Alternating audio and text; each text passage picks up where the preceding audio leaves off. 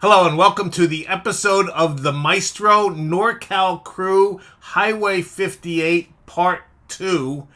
And this one is featuring, unfortunately, only Mad Gav because Judah on the ZX-10RR and Tommy on the GSXR 750 were riding close behind, but unfortunately my GoPro rear-facing camera is somewhere on this road. So if anybody finds a Hero 8 just sitting on the side of the road, I'd love to get the footage back. You can keep the camera, but I'd love to get the SD card so we can complete this. Little background on Mad Gav. He is by day a conservative Silicon Valley executive, but when the face shield comes down, the red mist just oozes out from under his helmet, and he goes from Dr. Jekyll to Mr. Hyde, thus the nickname Mad Gav. He's fast, he is smooth, as you will see, doesn't put a foot wrong,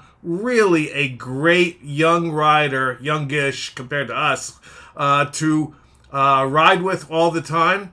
And I chatted with him tonight before I posted this video, and we both agree that this is more of a very fast sport touring pace rather than a bonsai pace, which is probably okay. You can see he's carrying his backpack and his luggage.